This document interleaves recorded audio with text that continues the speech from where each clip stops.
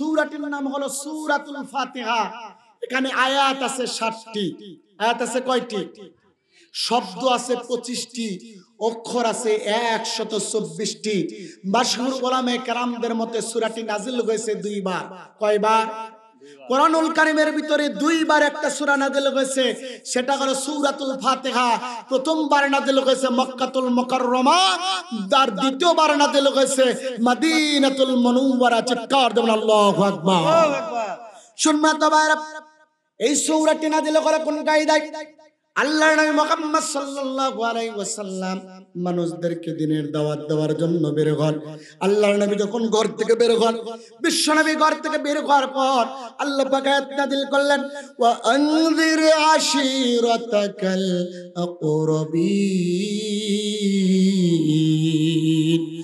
আপনার নিকট আত্মীয়, নবী গো আপনার নিকট আত্মীয়দের কাছে আপনি দ্বীনের কর্মসূচি বর্ণনা করে নিকট আত্মীয়দেরকে আপনি সতর্ক করে দেন। আল্লাহর নবী নিকট আত্মীয়দেরকে দাওয়াত দেওয়ার জন্য ঘর থেকে বের হন। কাজের জন্য আল্লাহর নবী ঘর থেকে যখন বের হতেন, তখন আকাশ থেকে একটা অদৃশ্য বাণী, অদৃশ্য আওয়াজ আছে। ওই আওয়াজটা হলো কে যেন ডাক দিয়ে বলে, ইয়া মুহাম্মদ, ইয়া মুহাম্মদ, ইয়া মুহাম্মদ। তিনবার করে ডাক দেয়। আল্লাহর নবী যখন ঘর থেকে বের হন, তখনই ডাক দিয়ে ইয়া মুহাম্মদ, ইয়া মুহাম্মদ, ইয়া মুহাম্মদ। আল্লাহর নবীকে তিনবার ডাক দেয়। আল্লাহর নবী বিচলিত হয়ে যান। বিশ্ব নবীর শরীরটা ঘামতে থাকে। ঘামতে ঘামতে মাথা মোবারক থেকে পা মোবারক পর্যন্ত ঘেমে যায়। আল্লাহর নবী ভয় পেয়ে যান। সামনের দিকে তাকান, পিছনের দিকে তাকান, আকাশের দিকে তাকান, ডানে তাকান, বামে তাকান, কাউকে আল্লাহর নবী দেখে নাই। কিন্তু অদৃশ্য থেকে একটা শব্দ আসে, নাম শুধু আসে মুহাম্মদ, মুহাম্মদ, মুহাম্মদ। এইভাবে আল্লাহর রাসূলের নাম বারবার প্রতিদিন যখন আসতে লাগলেন, আল্লাহর নবী খাদিজাতুল কুবরার সাথে পরামর্শ করলেন। বিশ্ব নবী খাদিজাতুল কুবরার সাথে পরামর্শ করে ডাকতে বললেন, খাদিজাতুল কুবরা, আমি যখন ঘর থেকে বের হই, ঘর থেকে বের হওয়ার পরে একটা আওয়াজ যেন আমার কানে আসে। সেটা কি যেন আমাকে ডাকতে বলে, ইয়া মুহাম্মদ, ইয়া মুহাম্মদ, ইয়া মুহাম্মদ, ইয়া মুহাম্মদ। ও খাদিজা, আমি যখন সামনে তাকাই, পিছনে তাকাই, ডানে তাকাই, উপরে তাকাই, কোন জায়গায় কাউকে আমি দেখতে পাই না, শুধুমাত্র আওয়াজ পাই। ও খাদিজা, আমি বিচলিত হয়ে যাই। খাদিজা ডাকতে বলে, হুজুর আপনি টেনশন করবেন না, আপনি চিন্তা করবেন না, আপনি চলুন আমার ভাই ওরাকা ইবনে নওফেলের কাছে। খাদিজাতুল কুবরার চাচাতো ভাই ওরাকা ইবনে নওফেলের কাছে আল্লাহর নবীকে নিয়ে গেলেন। আল্লাহর নবী ওরাকা ইবনে নওফেলকে সমস্ত ঘটনা আল্লাহর নবী বর্ণনা করলেন। ডাকতে বললেন, চাচাতো ভাই ওরাকা ইবনে নওফেল, আপনি শুনুন, আমি যখন ঘর থেকে কাজের জন্য বের হই, কে যেন অদৃশ্য আওয়াজ দিয়ে বলে, ইয়া মুহাম্মদ, ইয়া মুহাম্মদ, ইয়া মুহাম্মদ। কে যেন আমাকে ডাক দেয়। আমি তো আমার কথাগুলো শুনতে পাই, নিজের কথা শুনতে পাই, আর অন্য যে কথা বললো সেই কথাটাও শুনতে পাই, কিন্তু ব্যক্তিকে দেখতে পারি না। অদৃশ্য একটা আওয়াজের কথা। ওরা ইবনে নওফেল বলল, ও মুহাম্মদ, এইবার যখন ঘর থেকে বের হবা, যখন তোমাকে ডাক দিবে ইয়া মুহাম্মদ, ও যখন তিনবার ডাক দিবে ইয়া মুহাম্মদ, তখন এই তিনবার তুমি বলবা লাব্বাইক, লাব্বাইক, লাব্বাইক। আল্লাহর নবীকে পরামর্শ দেওয়া হলো। আল্লাহর নবী ওরাকা ইবনে নওফেলের কাছ থেকে আসলেন। সকালবেলা আবার ঘর থেকে বের হলেন। আল্লাহর নবী সকালবেলা ঘর থেকে বের হওয়ার পর পথ চলতেছিলেন, হঠাৎ করে অদৃশ্য আওয়াজ আসলো। ডাকতে বলতেছি, ইয়া মুহাম্মদ, ইয়া মুহাম্মদ, ইয়া মুহাম্মদ।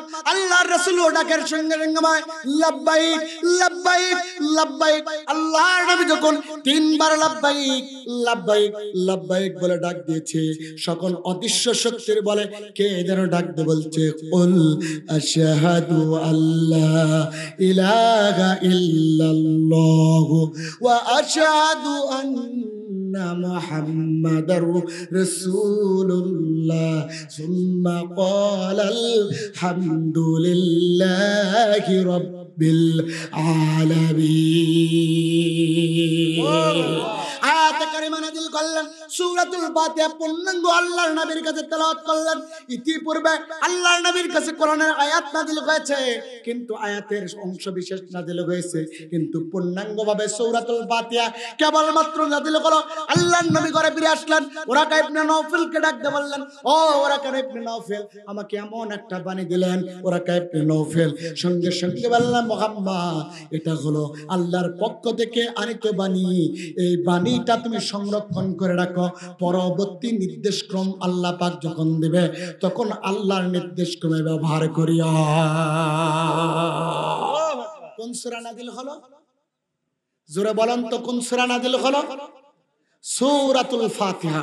এই সূরাতুল ফাতিহা এত গুরুত্বপূর্ণ সূরা, হাদিসের ভিতরে এসেছে, আমলের দিক দিয়ে হাদিসের ভিতরে এসেছে, কোন ব্যক্তি যদি জ্বরে, প্রচন্ড জ্বরে আক্রান্ত হয়ে যায়, দুনিয়ার সব ঔষধ যদি খাওয়ার পরে ওই ব্যক্তির অসুখ যদি না ভালো হয়, আল্লাহর নবী মুহাম্মদ সাল্লাল্লাহু আলাইহি ওয়াসাল্লাম থেকে জাফর সাদিক হাদিস নিয়েছে। হযরত জাফর সাদিক বলেন, আল্লাহর নবী মুহাম্মদ সাল্লাল্লাহু আলাইহি ওয়াসাল্লাম বলেছেন, কোন ব্যক্তি যখন প্রচন্ড জ্বরে অসুস্থ হয়ে যাবে, দুনিয়ার কোনো কিছু মনে করতে পারতেছে না, ওই ব্যক্তির জন্য কোন ব্যক্তি যদি 40 বার সূরাতুল ফাতিহা পড়ে দম করে পানির উপরে ফু দেয়, আর ওই পানি যদি অসুস্থ ব্যক্তির মুখের উপরে ছিটা দেয়, আল্লাহ রাব্বুল আলামিন সূরাতুল ফাতিহার বদৌলতে ওই ব্যক্তির জ্বরটা শরীর থেকে নামায়া দিবে। কেন কোরআনের ভিতরে শিফা আছে না নাই? আল্লাহ বলছেন, ওয়া নুনাজ্জিলু মিনাল কুরআনি মা হুয়া শিফাউ ওয়া রাহমাতুল লিল মুমিনিন। আল্লাহ রাব্বুল আলামিন বলছেন, কোরআনটা হলো মানুষের জন্য শিফা, সুতরাং ব্যবহার করা লাগবে। এক নাম্বার জ্বরের মহা ঔষধ হিসাবে সূরাতুল ফাতিহা কাজ করে। দুই নাম্বার হলো যাদের শরীরের ভিতরে, যাদের চোখের ভিতরে ব্যথা হয়, শরীরের ভিতরে ব্যথা হয়, চোখটা ফুলে যায়, আল্লাহর নবী মুহাম্মদ সাল্লাল্লাহু আলাইহি ওয়াসাল্লাম বলেছেন, যারা ফজরের নামাজের পরে, সুন্নাতের পরে, ফরজ নামাজের পূর্বে অর্থাৎ ফজরের নামাজের সুন্নাতের পরে কোন ব্যক্তি যদি সূরাতুল ফাতিহা যদি 41 বার পাঠ করে ওই ব্যথা স্থানে যদি হাত দিয়ে ওই ব্যক্তি ফু দেয়, আল্লাহর নবী বলেন মুহূর্তের মধ্যে ওই ব্যথা দূর হয়ে যাবে। এই জন্য একে শেফা বলা হয়। 15টি এর নাম রয়েছে, তার মধ্যে অন্যতম একটা নাম। 3 নাম্বার আমল হলো সূরাতুল ফাতিহার 3 নাম্বার আমল হলো, আল্লাহর নবী মুহাম্মদ সাল্লাল্লাহু আলাইহি ওয়াসাল্লাম বলছেন, দুনিয়ার মানুষেরা শোনো, তোমাদের যদি রিজিক না থাকে, তোমরা যদি রিজিকহীনতায় থাকো, তোমাদের অভাব অনটন থাকে, দুঃখ দুর্দশা থাকে, তোমাদের পরিবারের ভিতরে দুঃখ দুর্দশা দানা বেঁধে থাকে, তোমাদের রিজিক বাড়ে না, তোমাদের রিজিক কমে যায়, তাহলে শোনো, যারা রিজিক বাড়াইতে চাও সূরাতুল ফাতিহার সঙ্গে লেগে যাও। সাহাবা বললেন, ইয়া রাসূলুল্লাহ, ইয়া হাবিবাল্লাহ, সূরাতুল ফাতিহার সঙ্গে কেমনে লেগে যাব? আল্লাহর নবী বললেন, তোমরা তাহাজ্জুদ নামাজ পড়বা। আল্লাহ পাক বলে দিয়েছেন, ওয়া মিনাল লাইলি ফাতাহাজ্জাত বিহি নাফিলাতাল লাক আসা আইয়াবাতাকা রাব্বুকা মাকামাম মাহমুদা। যারা তাহাজ্জুদ রাত্রিতে তাহাজ্জুদ পড়ার জন্য ওঠে, আল্লাহ পাক তাদেরকে মাকামে মাহমুদ পর্যন্ত পৌঁছায় দেয়। ও সাহাবা, তোমরা শোনো, তাহাজ্জুদ নামাজ পড়ার পর কোন ব্যক্তি যদি সূরাতুল ফাতিহা 41 বার পাঠ করার পর যদি ওই ব্যক্তি আল্লাহর কাছে ফরিয়াদ করে, ফা ইম্মা ইয়াতিয়ান্নাকুম মিন্নি হুদান ফামান হুদায়া ফালা খাউফুন আলাইহিম ওয়ালা হুম ইয়াহজানুন। আল্লাহ রাব্বুল আলামিন তাদের রিজিকটা বাড়ায় দিবে। সুতরাং কোন ব্যক্তি যদি দুনিয়ার জিন্দেগি রিজিকটা বাড়াইতে চায়, সূরাতুল ফাতিহার সঙ্গে লেগে যায়। এই সূরাতুল ফাতিহা আমরা তেলাওয়াত করি কোথায় বলেন তো? এই সূরাতুল ফাতিহা আমরা তেলাওয়াত করি কোথায়? নামাজের ভিতরে। বলেন না ভাই, কোথায়? নামাজের ভিতরে তেলাওয়াত করে সূরাতুল ফাতিহা। এটা একটা বৈজ্ঞানিক ম্যাগনেট রয়েছে। সূরাতুল ফাতিহার ভিতরে আপনি আয়াত করে আলহামদুলিল্লাহ, এর ভিতরে অক্ষর আছে কয়টা? আলহামদুলিল্লাহর ভিতরে অক্ষর আছে 5টা। আল্লাহ রাব্বুল আলামিন 5টা দ্বারা মানুষদেরকে বোঝায়, তামাম পৃথিবীর মানুষেরা শোনো, আমি তামাম পৃথিবীকে 5 দ্বারা সাজাইছি। আমি আল্লাহ আমার নামের ভিতরে নিয়েছি 5টি অক্ষর। আমার বন্ধু মুহাম্মাদের অক্ষরের ভিতরে আমি অক্ষর নিয়েছি 5টি। 5 ওয়াক্ত নামাজ আমি রব্বুল ইজ্জত ওয়াল জালাল মানুষের জন্য 5 ওয়াক্ত নামাজ ফরজ করে দিয়েছি। এরপর আমি রব্বুল ইজ্জত ওয়াল জালাল জাহান্নাম সৃষ্টি করেছি, ওই জাহান্নামের ভিতরে 5টি অক্ষর দিয়েছি। জান্নাত সৃষ্টি করেছি, জান্নাতের ভিতরে আমি রব্বুল ইজ্জত ওয়াল জালাল 5টি অক্ষর দিয়েছি। এমন কি মানুষের ভিতরে আমি 5টি গুরুত্বপূর্ণ অর্গান দিয়েছি। ওয়াজাআলা লাকুমুস সামআ ওয়াল আবসারা ওয়াল আফইদা লাআল্লাকুম তাশকুরুন। শ্রবণ শক্তি, দর্শন শক্তি, বাক শক্তি, আকল শক্তি আর ঘ্রাণ শক্তি, এই মানুষদেরকে 5টি শক্তি দিয়েছি। সুতরাং তামাম পৃথিবীটাকে আমি আল্লাহ পাক 5 দ্বারা সাজিয়েছি। কোন ব্যক্তি যদি নামাজের ভিতরে শুধুমাত্র আলহামদু এতটুকু পড়ে, এই 5 করে যত সওয়াব অর্জন হয়, নামাজের ভিতরে এতটুকু পড়ার কারণে আমি আল্লাহ পাক 5 বিশিষ্ট যত নেকের কাজ আছে, ওই নেক কাজ করলে যা সওয়াব হবে, একবার সূরাতুল ফাতিহার এতটুকু নামাজের ভিতরে তেলাওয়াত করলে আল্লাহ পাক ওই সওয়াব দ্বারা আমলনামা ভরপুর করে দিবে। আল্লাহু আকবার। তাহলে আলহামদুর ভিতরে 5টি অক্ষর, লিল্লাহর ভিতরে রয়েছে 3টি। আলহামদুর ভিতরে 5টি, লিল্লাহর ভিতরে 3টি। 5 লিল্লাহর ভিতরে 3টি। এই 5 আর 3 কত হলো? 5 আর 3 হলো 8 হলো। আল্লাহ রাব্বুল আলামিন জান্নাত সৃষ্টি করেছেন 1টি, আর জান্নাতের দরজা দিয়েছেন 8টি। কয়টি? জান্নাত কয়টি? জান্নাত কয়টি? জান্নাত 7টি, একটা হলো ওই সিরাত, এটা 8টা সাদ্দাতে। না, জান্নাত হলো 1টি, জান্নাতের দরজা হলো 8টি, মাদ্রাসা হয় 1টি, আর মাদ্রাসার শ্রেণী কক্ষ হয় ভিন্ন ভিন্ন। তেমনি আল্লাহ রাব্বুল আলামিন জান্নাত দিয়েছেন 1টি, আর জান্নাতের দরজা দিয়েছেন 7টি। জাহান্নাম হলো 1টি, আর জাহান্নামের দরজা হলো 7টি। রব্বুল ইজ্জত ওয়াল জালাল কুরআনুল কারীমের ভিতরে বলেন, লাহা সাবাতু আবওয়াব লিকুল্লি বাবিন মিনহুম জুজুকুম মাকসুম। আল্লাহ রাব্বুল আলামিন জাহান্নামের দরজাগুলো ভাগ করে দিয়েছেন। পৃথিবীর মানুষেরা শোনো, জাহান্নাম হলো 1টি, জাহান্নামের দরজা হলো 7টি। জান্নাত হলো 1টি, জান্নাতের দরজা হলো 8টি।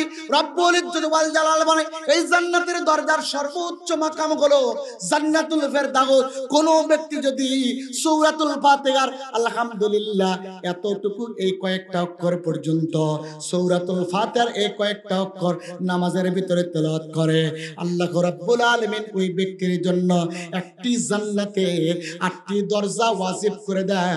ওই বান্দা যে কোনো দরজা দিয়ে আল্লাহর জান্নাতে চলে যাবে। এইবার আল্লাহর ভিতরে 3টি, আলহামদুর ভিতরে 5টি, 5 আর 3 8, আর রব্বুল আলামিন এর ভিতরে অক্ষর রয়েছে 10টি। তাহলে 8 আর 10 কত হলো? জোরে বলেন কত হলো? 8 আর 10 হলো 18। রব্বুল ইজ্জত ওয়াল জালাল तमाम পৃথিবীতে মানুষ সৃষ্টি করেছেন বিভিন্ন। আল্লাহ রাব্বুল আলামিন সৃষ্টি করেছেন 18,000 মাখলুকাত। রব্বুল ইজ্জত ওয়াল জালাল 18,000 तमाम পৃথিবীতে মাখলুকাত সৃষ্টি করেছে। কোন ব্যক্তি যদি নামাজের ভিতরে সূরাতুল ফাতিহার ম্যাগনেটটাকে পড়ে, আল্লাহকে একনিষ্ঠ ভেবে জানে, আল্লাহর কুদরতি ভাবে সিজদা দেওয়ার জন্য, আল্লাহকে হাজির নাজির জানে, আল্লাহর ইবাদত করার জন্য ব্যক্তি যখন দাঁড়ায়া নামাজের ভিতরে আলহামদুলিল্লাহি রাব্বিল আলামিন এতটুকু পড়ে, এই এতটুকুর ভিতরে 18টা অক্ষর রয়েছে। আল্লাহ পাক যেহেতু 18,000 মাখলুকাত সৃষ্টি করেছেন, ওই 18টা অক্ষর পড়ার কারণে আল্লাহ পাক খুশি হয়ে 18,000 মাখলুকাতের আমলনামায় যত সওয়াব আছে, শুধুমাত্র একবার সূরাতুল ফাতিহার এতটুকু পড়ার কারণে ওই ব্যক্তির আমলনামায় 18,000 মাখলুকাতের সওয়াব দিয়ে পূর্ণ করে দেয়। আপনি সূরাতুল ফাতিহা তেলাওয়াত করতে চান না, নামাজই তো আপনি জানেন না। সম্মানিত ভাইরা, ইমানদার ভাইরা, এই জন্য সূরাতুল ফাতিহার প্রথম আয়াতে আয়াত আছে কতটি? অক্ষর আছে কতটি? অক্ষর আছে 18টি। এই 18টি অক্ষরের কারণে রব্বুল ইজ্জত ওয়াল জালাল 18,000 মাখলুকাতের সওয়াব আমাদের আমলনামায় দিয়ে দিবে। এর পরের অংশের তাফসীরের ভিতরে আসেন আর রহমানির রহিম। আর রহমান, আল্লাহ রাব্বুল আলামিন আর রহমানের ভিতরে অক্ষর দিয়েছেন 6টা। কয়টা? জোরে বলেন কয়টা? আর রহমানের ভিতরে অক্ষর দিয়েছেন 6টা। আগের 18 আর পরের 6 কত হলো? জোরে বলেন কত হলো? 24। বলুন তো দিন আর রাতে কত ঘন্টা? জোরে বলেন কত ঘন্টা? দিন আর রাতে হলো 24 ঘন্টা। কোন ব্যক্তি যদি সূরাতুল ফাতিহার 24টা অক্ষর তেলাওয়াত করে নামাজের ভিতরে, আল্লাহর নবী মুহাম্মদ সাল্লাল্লাহু আলাইহি সাল্লাম বলেন, দিন আর রাতের ভিতরে যেহেতু আমি 24 ঘন্টা সময় দিয়েছি, বান্দা যখন আল্লাহকে হাজির নাজির মেনে নামাজের ভিতরে 24টা অক্ষর তেলাওয়াত করে, আমি আল্লাহ পাক ওই বান্দার উপরে খুশি হয়ে যে 24 ঘন্টায় তাকে পবিত্র রেখে দুনিয়ার সকল তাগুল শক্তির হাত থেকে আমি আল্লাহ পাক তাকে নিরাপত্তা দিয়ে দিই। তাহলে কোন ব্যক্তি যদি 24 ঘন্টায় নিরাপত্তা থাকতে চায়, সূরাতুল ফাতিহার বিধানটা মেনে নাও, ঠিক কিনা? এরপরে আর রহমানির রহিম, আর রহিমের ভিতরে আছে অক্ষর হলো 6টা। আগের 24 আর পরের 6 কত হলো? জোরে বলেন কত হলো? 30টা হলো। এই 30টা অক্ষর যদি কোনো ব্যক্তি পড়ে, ওই ব্যক্তির জীবনটা স্বাধীন হয়ে যায়, ওই ব্যক্তি জান্নাতওয়ালা ব্যক্তি হয়ে যায়। কিয়ামতের ময়দানে রব্বুল ইজ্জত ওয়াল জালাল একজন মানুষের জান্নাত আর জাহান্নামের ফয়সালা দেওয়ার জন্য ব্যক্তিটা কিয়ামতের ময়দানে আল্লাহ রাব্বুল আলামিন ব্যক্তিটাকে তুলবে। আর কিয়ামতের ময়দান, মাহশরের ময়দানে পৌঁছানোর জন্য একজন ব্যক্তিকে 30,000 বছরের পথ উপর দিকে যেতে হবে, আর উপর থেকে আবার সোজা দিকে 30,000 বছরের পথ যেতে হবে, উপর থেকে আবার নিচের দিকে 30,000 বছরের পথ নিচের দিকে নামতে হবে। কোন ব্যক্তি যদি সূরাতুল ফাতিহার এই আয়াতটুকু পর্যন্ত 30টা অক্ষর পড়ে, আল্লাহর নবী বলেন এই 30,000 বছরের পথ কিয়ামতের ময়দানে ওই ব্যক্তিটা বিদ্যুতের চমকের ন্যায় পার হয়ে আল্লাহর জান্নাত পর্যন্ত পৌঁছা যাবে। এই জন্য আমরা সূরাতুল ফাতিহা শিখব, কারণ রাসূল বলেছেন লা সালাতা ইল্লা বিসূরাতিল ফাতিহা। কোন নামাজই হয় না যতক্ষণ পর্যন্ত সূরাতুল ফাতিহা তেলাওয়াত না হয়। সুতরাং আমরা সূরাতুল ফাতিহা তেলাওয়াত করব, আমাদের নামাজটা আমরা সমৃদ্ধ করব। এরপর সূরাতুল ফাতিহার ব্যাখ্যার ভিতরে মালিক ইয়াউমিদ্দিন, বিচার দিবসের মালিক কে? বিচার দিবসের মালিক কে? বিচার দিবসের মালিক হলো আল্লাহ। কিয়ামতের ময়দানে আপনি আল্লাহ পাক কিন্তু আপনাকে ধরবে। আপনি দুনিয়ার জিন্দেগিতে যা ইচ্ছা তাই করতেছেন, কিন্তু ওই দিন যদি আপনাকে আল্লাহ পাক ধরে, আল্লাহর হাত থেকে আপনি বাঁচতে পারবেন না। আল্লাহর হাত থেকে বাঁচতে পারবে তারা দুনিয়ার জিন্দেগিতে কোরআন সুন্নাহ মোতাবেক জীবন পরিচালনা করেছিল, যারা, ঠিক কিনা? কেননা কিয়ামতের ময়দান বড় ভয়ঙ্কর ময়দান। আম্মা জান আয়েশা রাদিয়াল্লাহু তাআলা আনহা বিশ্ব নবীকে জড়া ধরেছে আছে, বুখারীর ভিতরে হাদিস এসেছে, আল্লাহর নবীকে আম্মা জান আয়েশা সিদ্দিকা রাদিয়াল্লাহু তাআলা আনহা জড়া ধরেছে। কিছুক্ষণ ধরে ঘুমায় গেছে। কিছুক্ষণ পরে আম্মা জান আয়েশা চিৎকার দিয়ে উঠছে, আল্লাহর নবী আয়েশাকে বুকের ভিতর জানিয়ে বলছে, ও আয়েশা, তুমি তো আমাকে জড়া ধরে ঘুমাইছিলে, কি হলো আয়েশা, তুমি কেন চিৎকার দিয়ে উঠলে? আয়েশা বলে, ইয়া রাসূলুল্লাহ, ইয়া হাবিবাল্লাহ, তোমাকে জড়া ধরে, আপনাকে জড়া ধরে ঘুমাইছিলাম, ঠিক আছে, সত্য কথা, কিন্তু ঘুমের ভিতরে আমি স্বপ্ন দেখলাম। আল্লাহর নবী বললেন, ও আয়েশা, কি স্বপ্ন দেখো? আয়েশা বলে, হুজুর, আমি এমন একটা ভয়ানক স্বপ্ন দেখেছি, আমাকে একটা বাঘ তাড়া করতেছিল, সামনের দিকে আমি অগ্রসর করছিলাম, দৌড়াইতেছিলাম, একটু নিরাপদ আশ্রয় গ্রহণ করে দিবে, ইয়া রাসূলুল্লাহ, ইয়া হাবিবাল্লাহ, নিরাপদ আশ্রয়ের জন্য আমি একটা আশ্রয়স্থল খুঁজতেছিলাম, কিন্তু আশ্রয়স্থল পাচ্ছিলাম না। আল্লাহর নবী ডাকতে বলে, আয়েশা, তারপরে কি হলো? আয়েশা বলেন, হুজুর, দৌড়াইতে এমন ভাবে আমি অসুস্থ হয়ে গেলাম, ক্লান্ত হয়ে গেলাম। তারপরে সামনে একটা বট গাছ দেখতে পেলাম, ওই বট গাছের উপরে আমি উঠলাম। উঠাইতে উঠাইতে আগা পর্যন্ত উঠলাম। উঠানোর পর দেখলাম একটা মাত্র কাণ্ড, আর কিছু কাণ্ড ছোট্ট ছোট্ট দুই দিকে নিভায়া গেছে, দুই দিকে ছড়ায় গেছে। আল্লাহ নাই বলে আয়েশা, তারপরে কি হলো? আয়েশা বলে হুজুর, আমি ওই গাছের কাণ্ড থেকে উপর থেকে দেখলাম পিছন দিকে আমাকে বাঘ তাড়া করেছে, ওই বাঘ যেন আমাকে ধরে ফেলবে। আমি গাছের আগা পর্যন্ত উঠার পর গাছ যেন আমাকে, ওই বাঘ যেন আমাকে সবল দিয়ে ধরে ফেলবে। আল্লাহর নবী আয়েশা বলেন যুদ্ধে পানি ছেড়ে দিলেন। আয়েশা বলে হুজুর আপনি কাঁদেন কেন? আল্লাহর নবী ডাক বলে, ও আয়েশা বর্ণনা করো এর পরের বাঘের মতি গতি কেমন দেখলা? আল্লাহর নবীকে আয়েশা বলতেছে হুজুর, আমি যতই উপরে উঠি ততই যেন বাঘ আমার পিছনে ধরার চেষ্টা করে, নিচ থেকে উপর পর্যন্ত থাবা দেওয়ার চেষ্টা করে, কিন্তু আমাকে ধরতে পারে না। আমি যতই ধরার চেষ্টা করি উপরের দিকে তাকাই। আল্লাহর নবী বলে আয়েশা তারপরে কি করলা? আয়েশা বলে হুজুর, আমার ভিতরে ভয় পাচ্ছিলাম, আমার শরীরটা কাঁপতেছিল। এমন অবস্থা আমি বাম দিকে তাকালাম, দেখে অন্ধকার, ডান দিকে তাকাইলাম অন্ধকার, সামনের দিকে তাকাইলাম অন্ধকার, কিন্তু যে ডালের উপরে আমি চড়ে বসে আছি, ইয়া রাসূলুল্লাহ ইয়া হাবিবাল্লাহ, ওই ওই ডালের নিচের দিকে তাকায় দেখি ওই ডালের নিচে একটা কূপ আছে, কূপটা অন্ধকার। আল্লাহর নবী হাউমাউ করে কেঁদে উঠলেন, ডাকতে বললেন আয়েশা রে, কি আর দেখছো? আয়েশা বলো। আয়েশা ডাকতে বলে হুজুর, আমি যখন অন্ধকার দেখলাম আমার কলিজাটা শুকে গেল। আবারও সামনের দিকে তাকাই কিছু নাই, অন্ধকার, ডানের দিকে তাকাই অন্ধকার, বামে তাকাই অন্ধকার, ডালের নিচে দেখি পুকুরের দিকে, কূপের দিকে দেখি অন্ধকার, পিছনের দিকে তাকায় দেখি বাঘ আমাকে ধরার প্রচেষ্টা চালায়। আল্লাহর নবী আয়েশা ডাকতে বলে আয়েশা এরপরে কি হলো? আয়েশা বলে ইয়া রাসূলুল্লাহ ইয়া হাবিবাল্লাহ, বাঘের থেকে চোখটা সরায়া আমার গাছের গোড়ার দিকে লক্ষ্য করে দেখি এইবার বিরাট বড় বড় দুইটা ইঁদুর, একটা হলো সাদা ইঁদুর আর একটা হলো কালো ইঁদুর।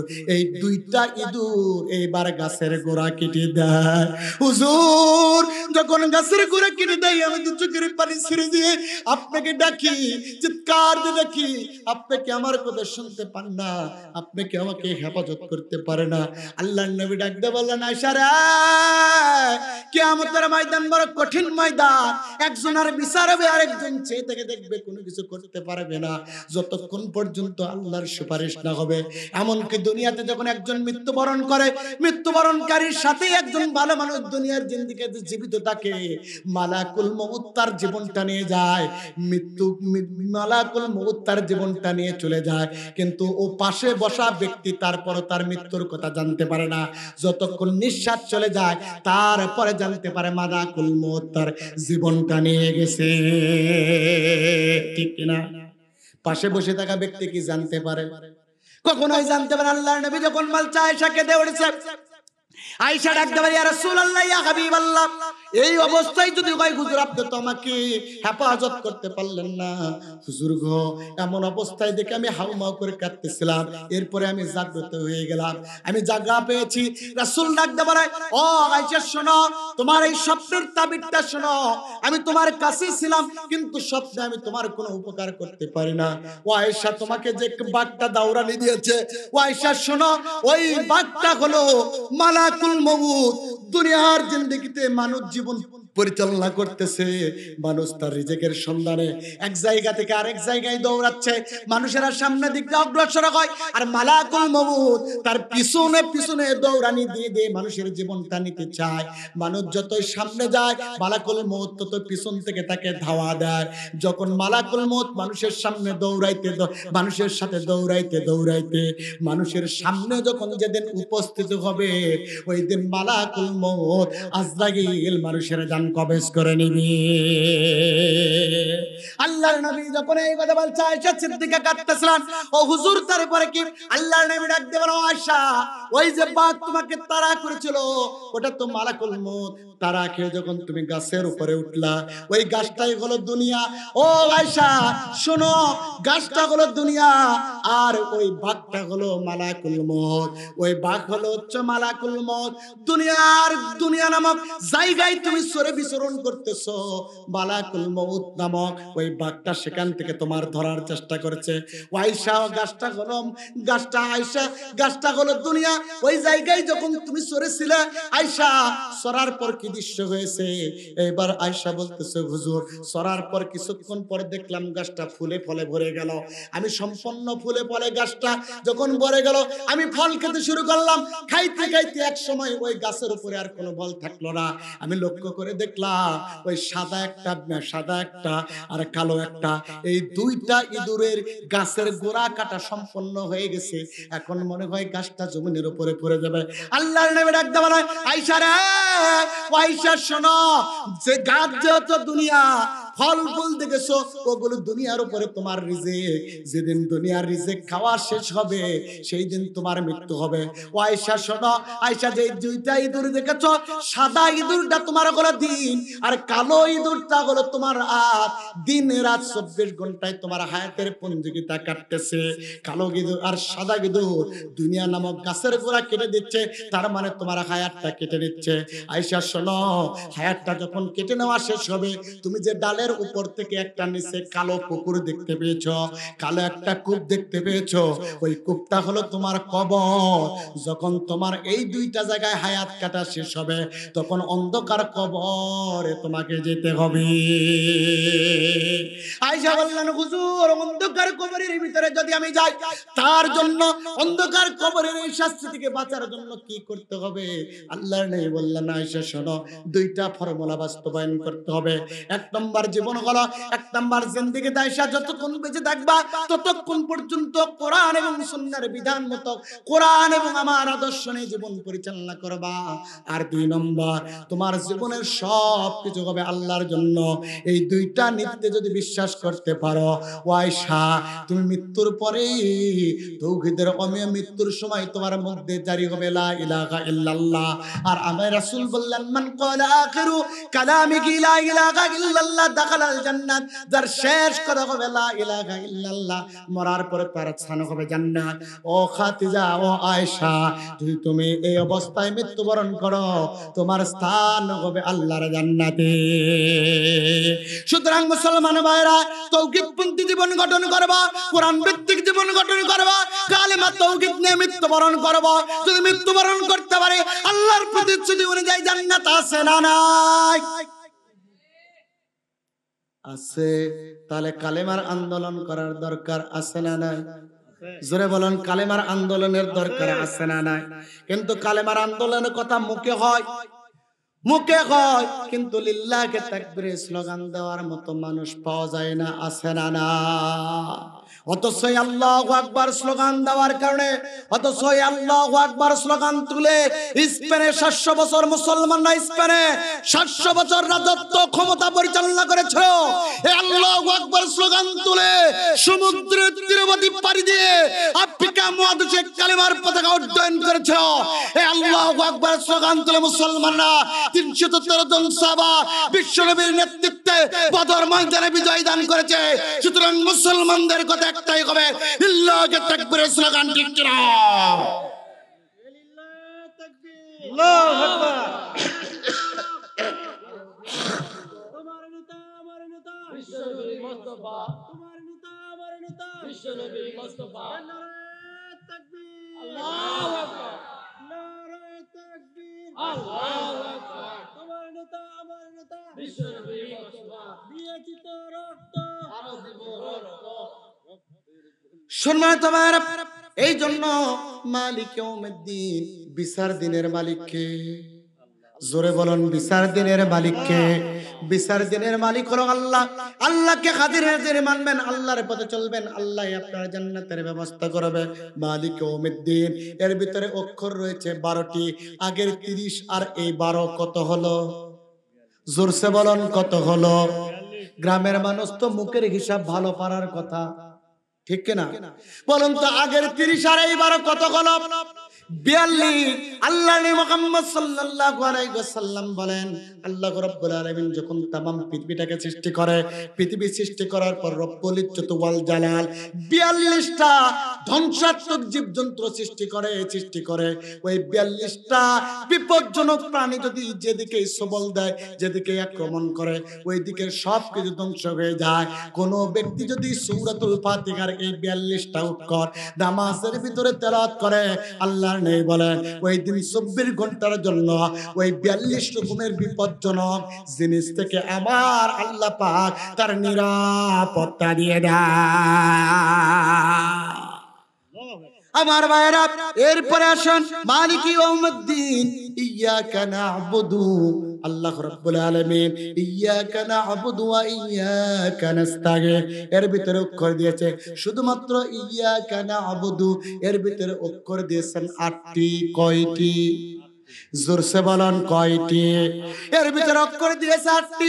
আগের 42 আর পরের 8 কত হলো? জোরসে বলেন কত হলো?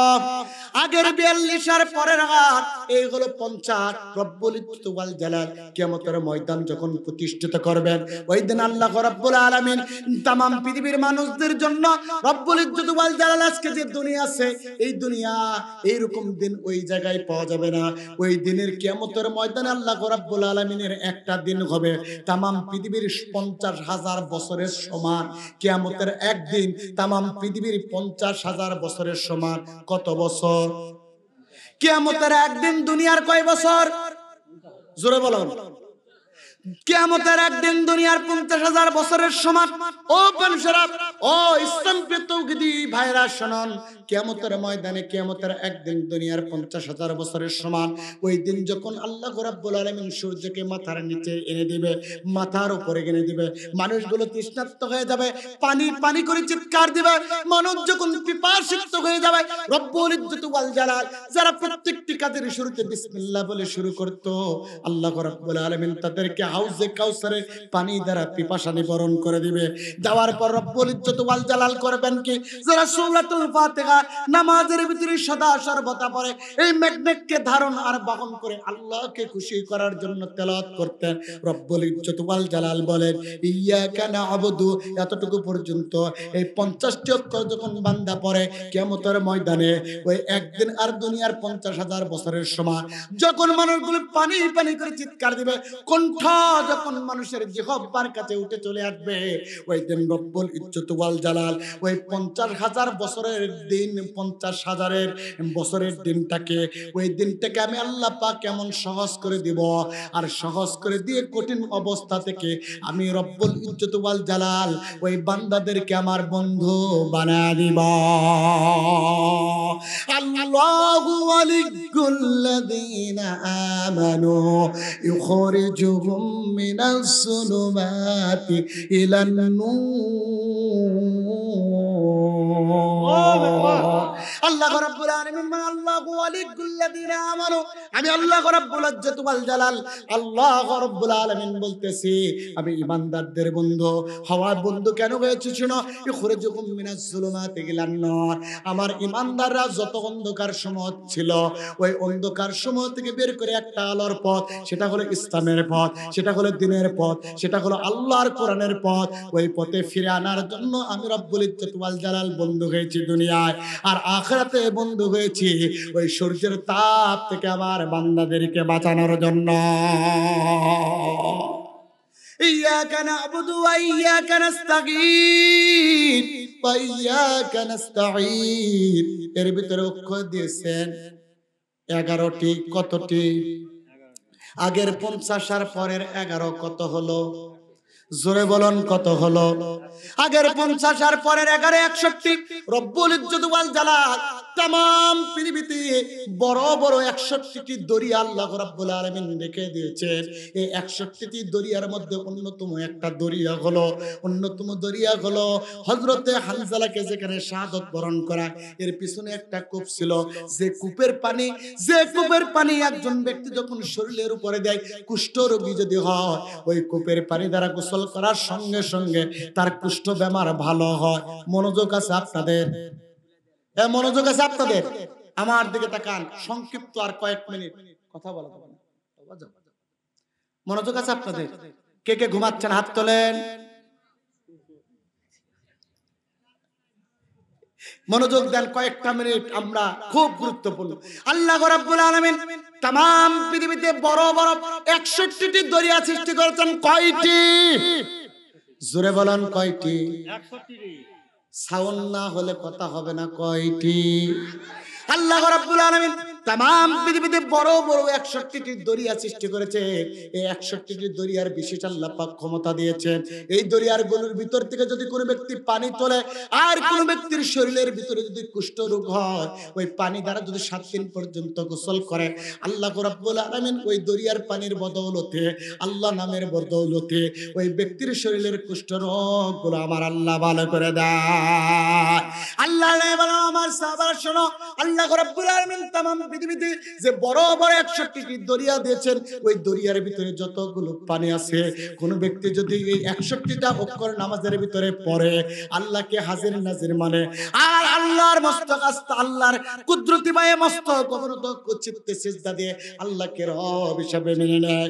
মেনে নেওয়ার কারণে আল্লাহ রাব্বুল আলামিন খুশি হয়ে ওই ব্যক্তির আমলনামায় ওই 61টি কূপের ভিতরে যত পানি আছে সম পরিমাণ সওয়াব আবার আল্লাহ বান্দার আমলনামায় দিয়ে ভরপুর করে দেয়। খুশি না বেজা? জোরে বলেন খুশি না বেজা? আর একটু জোরে বলুন। ইয়্যাকা না'বুদু ওয়া ইয়্যাকা নাস্তাঈন ইহদিনাস সিরাতাল মুস্তাকিম। আয়াত আছে কয়টি? আয়াত কয়টি? কয়টি আয়াত?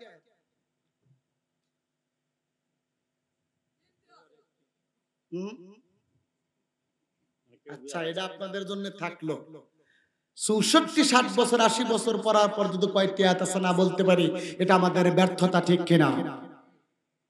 সম্মানিত ভাইরা, আয়াতের দিকে যাব না। এখানে অক্ষর আছে 19টি। কয়টি? জোরে বলেন, অক্ষর আছে কয়টি? এখানে রব্বুল ইজ্জত ওয়াল জালাল ইহদিনাস সিরাতাল মুস্তাকিম এর ভিতরে অক্ষর দিয়েছেন 19টি। আগের 61 আর পরের 19। জবান দিয়ে বলুন কয়টি হলো? জোরে বলেন কয়টি? 80টি অক্ষর হলো। একজন ব্যক্তি যদি মদ খায়, ওই ব্যক্তিকে 80টা বেত্রাঘাত মারানো হয়। ওই ব্যক্তি যদি মদ খায় 80টি বেত্রাঘাত মারানো হয়। আল্লাহ রাব্বুল আলামিন বন্ধুর মাধ্যমে জানায় দিলেন तमाम পৃথিবীর মানুষের শোনো, কোন ব্যক্তি যদি নামাজ আদায় করে, ইন্নাস সালাতা তানহা আনিল ফাহশাই ওয়াল মুনকার, আমার আল্লাহ রাব্বুল আলামিন বলেন যে ব্যক্তি নামাজ পড়ে অবশ্যই নামাজ তাকে অশ্লীল দৈহিক কাজ থেকে বিরত রাখে।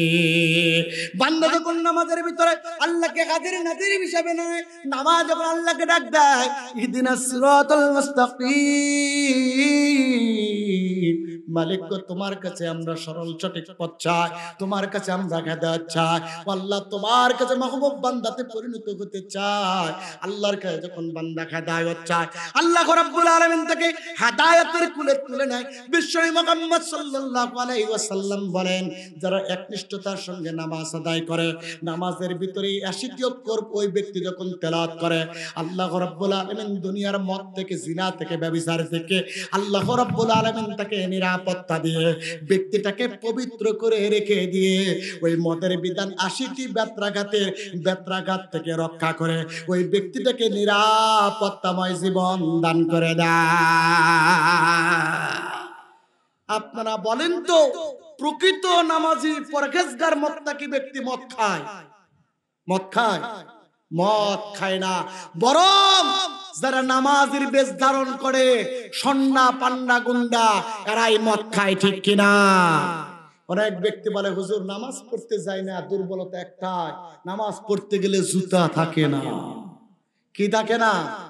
জোরে বলো। জুতা থাকে না। একজন ব্যক্তি বগলত করে নিয়ে জুতা নিয়ে ঢুকতেছে মসজিদের ভিতরে। বগলের ভিতরে কা ভাই, মসজিদে আসছেন কার ভয়ে? কয় আল্লাহর ভয়ে। কয় জুতা বগলের ভিতরে কেন? জুতা নিয়ে আসছেন কি কারণে? কয় ওটা হলো চোরের ভয়ে। আজকে আমরা বছরের পর বছর আল্লাহর কোরআনের কথাগুলো মানুষের পথে, প্রান্তরে, হাট বাজারে, গাড়িতে, বাড়িতে, ওটিতে, গলিতে, সব জায়গায় বলে বেড়ায় একজন চোরকে চুরি বন্ধ করতে পেরেছে। মসজিদের জুতা চুরির কথা বন্ধ করতে পারে নাই। ইমাম সাহেব বক্তৃতা দেয়, বক্তৃতা শেষে দেখে ইমাম সাহেবের জুতা না। তার মানে বক্তৃতা দিয়ে সমাজ ব্যবস্থা একেবারে ভালো করা যাবে না, বক্তৃতার প্রয়োজন আছে, তবে বক্তৃতার সাথে সাথে এই সমাজ ব্যবস্থার পরিবর্তন করতে হলে আল্লাহর কোরআনের পার্লামেন্ট গঠন করা লাগবে, ঠিক কিনা? আল্লাহর কোরআনের পার্লামেন্ট যতক্ষণ পর্যন্ত গঠন করবেন না ততক্ষণ পর্যন্ত শান্তি পাবেন না। আমার হাতে একটা টিস্যু আছে, এই টিস্যুর উপরে যদি আমি লিখি আগুন, লেখার সঙ্গে সঙ্গে এটা আগুন ধরে যাবে, ধরবে? এখানে যদি লিখি পানি, পানি লেখার সঙ্গে সঙ্গে বুঝি এটা ডুবে যাবে, যাবে? ডুবে যাবে না। মুসলমান ভাইরা, আগুন লেখলে পড়বে না, পানি লেখলে ডুববে না। যতক্ষণ পর্যন্ত আগুন না ধরিয়ে দিবেন ততক্ষণ পর্যন্ত আগুন লাগবে না। যতক্ষণ পর্যন্ত পানি লেখাটা পানির ভিতর না ছেড়ে দিবেন ততক্ষণ পর্যন্ত এটা পানিতে ডুববে না। ঠিক তদ্রুপ আল্লাহর কোরআনের পৃষ্ঠাটা হলো সাদা, এই সাদা জায়গায় আল্লাহর কোরআনের বিধিবিধানের কথা লেখা আছে। এই বিধিবিধান তুলে যতক্ষণ পর্যন্ত পার্লামেন্টে না যে বাস্তবায়ন করবেন ততক্ষণ পর্যন্ত বাংলার জমিনে বক্তৃতা দিয়ে শান্তি আসবে না, ঠিক কিনা? এই জন্যই জালেমরা চেয়েছে আল্লাহর কোরআনের আল্লাহর কোরআনের বিধান যেন বাংলার সংসদে বাস্তবায়ন না হতে পারে, এই জন্য নিরপরাধ আলেমদেরকে ফাঁসির মঞ্চে তুলে হত্যা করেছে, ঠিক কিনা? আল কোরআন নিরালো করে জালো সংসদে জালো আল কোরআনের আলো। সম্মানিত ভাইরা, আমরা কোনো ব্যক্তির স্লোগান দেই না, স্লোগান দেই কার? আমরা কোনো ব্যক্তির দিকে মানুষদেরকে ডাকি না, আমরা কোনো স্বামীর দিকে ডাকি না, আমরা কোনো বাবার দিকে ডাকি না, আমরা ডাকি এক ইসলামের দিকে, আমরা ডাকি আল্লাহর দিকে, আমরা ডাকি আল্লাহর রসুলের দিকে, কথা বলেন ঠিক কিনা? আর আমরা ডাকি ওই ইসলামের দিকে যে ইসলামের গোড়াটা সাতবক মাটির নিচে ডুবে গেছে, সেখান থেকে ফুলে ফলে গজারিত হয়ে প্রস্ফুটিত হয়ে যার শাখা প্রশাখা আর স্বাধীন পর্যন্ত পৌঁছে গেছে। সুতরাং ওই কোরআন প্রেমীদের উৎখাত করতে চাইলে ওই গাছের নিচে পড়ে তোমাদের বিনা জানাজায় কবর হবে, ঠিক কিনা?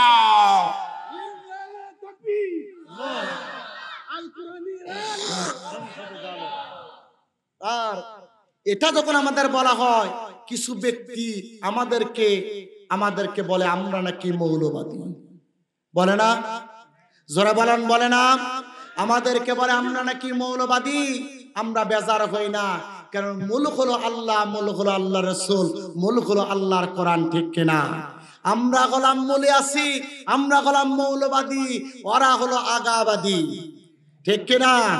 ওরা হলো আগাবাই। আজ থেকে 17টি বছর আগে আল্লামা দেলোয়ার যদি 1993 সালে উনি বলেছিলেন আমাদেরকে মৌলবাদী বলে, আমরা বেজার হই না, আমরা মূলে আছি, মূলে থেকে আমরা এমন ঝাড়ানি দিব তোমরা আগাবাদীরা দিল্লি গিয়ে পড়বা।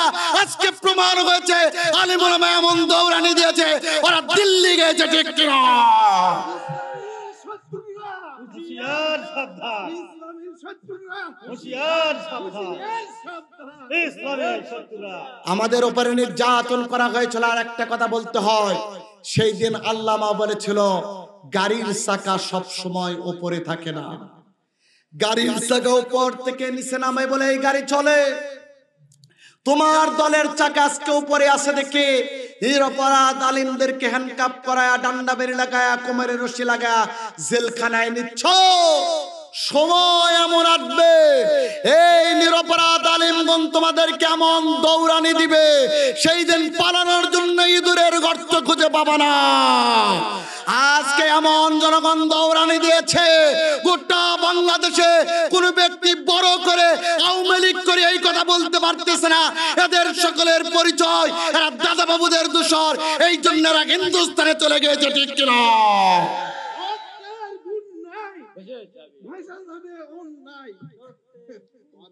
সম্মানিত ভাইরা, এই জন্য আমরা কোরআনের সাথে থাকবো। রাজি আছেন? মনোযোগ আছে আপনাদের? আবার ভাইরা, মাইক আপনারা বুঝতে পারতেছেন, মাইকে ইকোসিস্টেম নাই, এই মাইকটা চলতেছে না, খুব এই একটা মাইকের উপর প্রেসার করতেছে।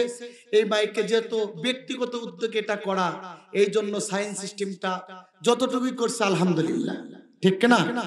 আলহামদুলিল্লাহ, থাক আর লাগবে না ভাইজান, আমরা শেষের দিকে এসেছি। সম্মানিত ভাইরা, যদি মাইকটা আরো সাপোর্ট দিত, আর আজকে যেহেতু আমাদের তাফসীরুল কোরআন মাহফিলের সর্বপ্রথম ঢোকা, আজকে দিয়ে এই বছর শুরু করা, এই জন্য শরীরের উপর একটা প্রেশার আছে। প্রথম দিন কণ্ঠ ভাঙবে, কণ্ঠস্বরের উপরে আঘাত আসবে, ঠিক কিনা? ভাঙতে ভাঙতে আবার যিনি ভালো করে দিবেন তিনি কে? আমি যে কথাগুলো বলেছি বুঝতে পেরেছেন? মনোযোগ দেন এবার। সম্মানিত ভাইরা, তাহলে বলুন তো 61 এর পরে চলে গেছে 19টা যোগ করে আল্লাহ রাব্বুল আলামিন জানায় দিয়েছে, গোলাপ কোন ব্যক্তি যদি এই 80 যোগ করে নামাজের ভিতরে পড়ে, ওই ব্যক্তি পবিত্র থাকবে, জিনার সাথে থাকবে না, ব্যভিচারের সাথে থাকবে না, অন্যায়ের সাথে থাকবে না, মদের সাথে থাকবে না। আল্লাহ রাব্বুল আলামিন নিজ জিম্মায় নিয়ে 24 ঘন্টার ভিতরে সকল আপদ বিপদ থেকে আমার আল্লাহ তাকে হেফাজত করে ওই ব্যক্তিকে পবিত্র করে নিরাপত্তাময় জীবন দিয়ে দেয়। শুধু তাই নয়, সম্মানিত মুসলমান ভাইরা, আল্লাহ রাব্বুল আলামিন এইবার কোরআনুল কারীমের ভিতরে শেষের অংশে জানায় দিচ্ছেন, তামাম পৃথিবীর মানুষেরা শোনো, আমি রব্বুল ইজ্জত ওয়াল জালাল তোমাদেরকে জানায় দিচ্ছি, সিরাতাল্লাযীনা আন'আমতা আলাইহিম গায়রিল মাগদুবি আলাইহিম ওয়ালাদ-দাল্লিন।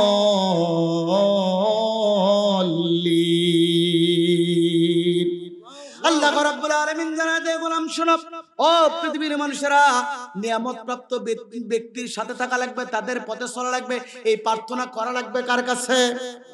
জোরে বলো না। গজব যার উপরে নাজিল হয়েছে তার পাশে আপনি চাইবেন।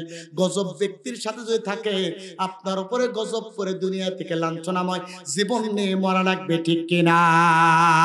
সিরাতাল্লাযীনা আন'আমতা আলাইহিম গায়রিল মাগদুবি আলাইহিম ওয়ালাদ-দাল্লিন। এর ভিতরে অক্ষর রয়েছে 44টি। আগের 80 আর পরের 44 কত হলো?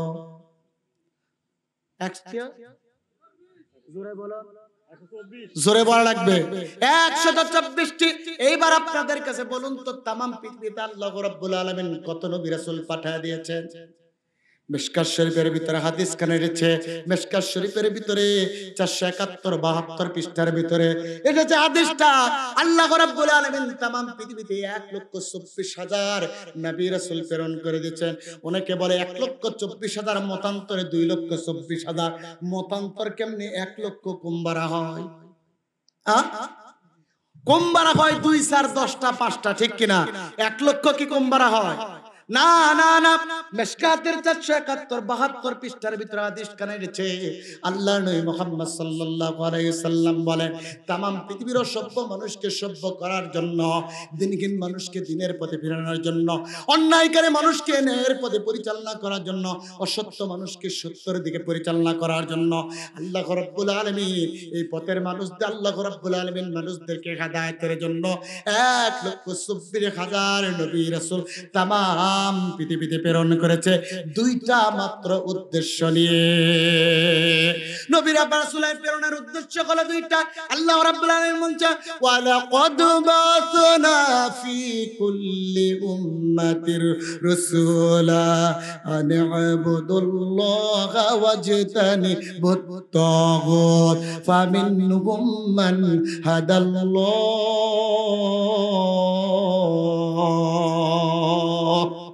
ومنهم من حقت عليه الضلالة فسيروا في الأرض فانظروا كيف كان عاقبة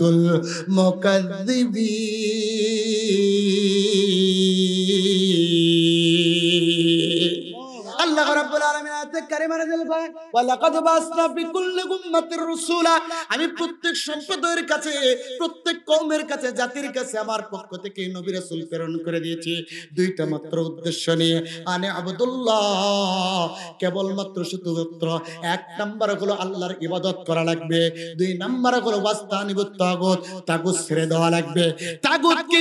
আল্লামা জামাখশরী তাফসীরে জালালাইনের ভিতরে আল্লামা জামাখশরী বলছেন, তাগুত হলো সেটা, সেই ব্যক্তি যে নিজে আল্লাহর আইন মানে না, অন্যকেও মানতে দেন না, এরা হলো তাগুত। তাহলে বলুন তো, আল্লাহর জমিনে আল্লাহর দ্বীন কায়েম করা লাগবে, কোরআন দ্বারা সমাজ রাষ্ট্র পরিচালনা করা লাগবে, এই কথা কার? জোরে বলেন এই কথা কার? আল্লাহর যদি এই কথা হয় তাহলে আলিম ওলামা যখন বাংলাদেশে কোরআন দ্বারা সমাজ কায়েম করতে চায় ওই আলিম ওলামাদেরকে আল্লাহর কোরআনের সমাজ কায়েম করার কথা বলার কারণে বাংলাদেশ আওয়ামী লীগ নির্যাতন নিপীড়ন নিষ্পেষণ করে এই আলিম ওলামাদেরকে ফাঁসির মঞ্চে নিয়েছে, ঠিক কিনা? বলুন তো তার কি তাহলে মুসলমান আছে না নাই? আছে? আল্লাহর কোরআনের বিধান না মানার কারণে আপনি যতই বলেন মুসলমান নাই। প্রমাণটা কোন জায়গায়? আপনি কোরআনের আয়াত নেন, প্রমাণটা কোন জায়গায়? মূর্তির সাথে যদি কোনো ব্যক্তি মূর্তির ব্যবসা করে ও শিরককারী ও অগ্নি পূজক ও মুশরিক। ওই ব্যক্তি, কোনো ব্যক্তি যদি মূর্তির পূজা করে ওই ব্যক্তি মুশরিক, কোনো ব্যক্তি যদি মূর্তিকে সিজদা দেয় ওই ব্যক্তি হলো মুশরিক। আর যে ব্যক্তি মূর্তির পূজা করা লাগবে না, সিজদা করা লাগবে না, কোন মুসলমান হিসাবে দাবি করার পর কোন ব্যক্তি যদি বলে আল্লাহর কোরআন দ্বারা পার্লামেন্ট চলতে পারে না, আল্লাহর কোরআন মানি না, আল্লাহর কোরআনের বিধিবিধান সমাজে প্রতিষ্ঠিত হোক এটা আমি চাই না, ওই ব্যক্তিও তদ্রূপ মুশরিক, তাতে কোনো সন্দেহ না। মূর্তির পূজা করলে যেরকম মুশরিক হয়, আল্লাহর কোরআনের বিরোধিতা করার কারণে, আল্লাহর কোরআনের পক্ষে না থাকার কারণে, আল্লাহর কোরআনের সমাজ না কায়েম করার চাওয়ার কারণে ওই ব্যক্তিও মুশরিক হয়, তাতে কোনো সন্দেহ নাই, ঠিক কিনা? আল্লাহর আইন চাই, সৎ লোকের শাসন চায়। আল্লাহর আইন চাই। সম্মানিত ভাইরা, এই জন্য আল্লাহ রাব্বুল আলামিন বললেন তামাম পৃথিবীর মানুষেরা শোনো, তাগুত ছেড়ে দেওয়া লাগবে। এই মনোযোগ দেন, একেবারে গুরুত্বপূর্ণ কথা, মনোযোগ দেন। রেডি আপনারা? আল্লাহ রাব্বুল আলামিন বলছেন তামাম পৃথিবীর মানুষেরা শোনো, আনি আবুদুল্লাহ, আল্লাহর ইবাদত করা লাগবে, ওয়াস্তানিবুত তাগুত, তাগুত ছেড়ে দেওয়া লাগবে। তার মানে যারা মানুষকে কুমন্ত্রণা দেয় এদের কাছ থেকে সরে আসা লাগবে। আল্লাহ বলেছেন হজ করো, যে ব্যক্তি বলে হজ করা লাগবে না ওর কাছ থেকে সরে আসা লাগবে। আল্লাহ বলছে ইকামুস সালাত, নামাজ কায়েম করো, যে ব্যক্তি বলছে নামাজ পড়া লাগবে না ওই ব্যক্তির কাছে সরে আসো।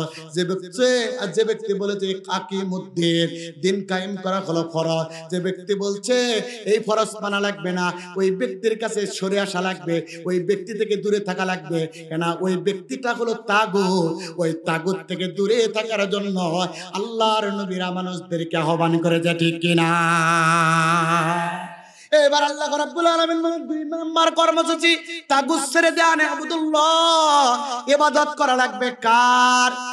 তাহলে ইবাদত যদি আল্লাহর করা লাগে, আল্লাহ ইবাদতের কথা বলেছেন, 5 ওয়াক্ত নামাজ পড়া লাগবে, হজ করা লাগবে, যাকাত দেওয়া লাগবে, দ্বীনের কথা বলা লাগবে, এবং পরিবারের যারা সদস্য আছে তাদের ভরণ পোষণের দায়িত্ব পালন করা লাগবে, পিতামাতার খেদমত করা লাগবে। করতে রাজি আছে না নাই? সব কিছু আমরা করতে আছি। আল্লাহ রাব্বুল আলামিন এইবার বললেন আরেকটা বড় ইবাদত করা লাগবে, সেটা হলো আমার কোরআন দ্বারা আমার জমিনটাকে পরিচালনা করা লাগবে। মানুষ পরিবার চলতে রাজি আছে, নামাজ পড়তে রাজি আছে, হজ করতে রাজি আছে, আল্লাহর জমিন কোরআন দ্বারা পরিচালনা হোক, এটা বললেই মুখটা হনুমান হয়, আসে না নয়? কয় হুজুর রাজনীতি শুরু করেছে, হুজুর রাজনীতি করে নাই, রাজনীতি করে না, বরং আল্লাহ পাক রাজনীতি করেছে। হুজুর আল্লাহর কথা মানুষের কাছে বর্ণনা করতেছে, ঠিক কিনা? এই জন্য আল্লাহ রাব্বুল আলামিন তামাম পৃথিবীতে 1,24,000 নবী রাসূল প্রেরণ করে দিয়েছেন। ও তামাম পৃথিবীর মানুষেরা শোনো, এই 1,24,000, তাহলে সূরাতুল ফাতিহার শেষ পর্যন্ত অক্ষর আছে কতটি? জোরে বলেন কতটি? সূরাতুল ফাতিহার শেষ পর্যন্ত অক্ষর আছে 124টি। আল্লাহর নবী মুহাম্মদ সাল্লাল্লাহু আলাইহি ওয়াসাল্লাম বলেন, তামাম পৃথিবীর মানুষেরা শোনো, কোন ব্যক্তি যদি এই সূরাতুল ফাতিহার ম্যাগনেটটাকে বুকের সঙ্গে ধারণ করে, কোরআনি কায়দায় যদি এই ম্যাগনেটটাকে বুকে ধারণ করে, এক আল্লাহর ইবাদত করার জন্য খালেস নিয়তে নামাজের মধ্যে দাঁড়ায় যদি সূরাতুল ফাতিহা তেলাওয়াত করে, এই সূরাতুল ফাতিহার ভিতরে 124টি অক্ষর থাকার কারণে আল্লাহ রাব্বুল আলামিন যত 1,24,000 নবী রাসূল দুনিয়াতে প্রেরণ করেছে, ওই 1,24,000 নবী রাসূল এর আমলনামায় যত সওয়াব লিখে দেওয়া হয়েছে, কোন ব্যক্তি যদি সূরাতুল ফাতিহা তেলাওয়াত করে নামাজের ভিতরে, ওই 1,24,000 নবী রাসূলের সওয়াব ওই সূরাতুল ফাতিহা পাঠ করা ব্যক্তির আমলনামায় আল্লাহ দিয়ে ভরপুর করে দিবে। আল্লাহ কবুল করে, বলেন আমিন। আমার ভাইরা, তাহলে সূরাতুল ফাতিহা জানার দরকার আছে না নাই? আছে না নাই? আমার কথা কি আপনারা বুঝেছেন? সূরাতুল ফাতিহার ভিতর আল্লাহ পাক কত চমৎকার ম্যাগনেট দিয়েছেন, যা জাতির লোকেরা বুঝলে ও কোনোদিন নামাজ ছাড়তো না, ঠিক কিনা?